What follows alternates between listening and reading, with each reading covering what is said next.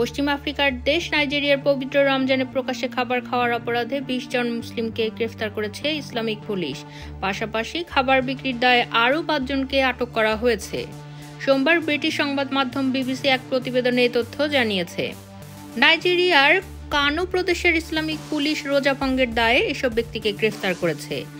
হিজবাহর deputy commander মুজাহিদ আমিন উদ্দিন জানিয়েছেন, রমজানে প্রকাশ্যে খাবার খাওয়া ইসলাম ও সমাজের প্রতি অসম্মান। এই ধরনের কাজ মেনে নেওয়া হবে না।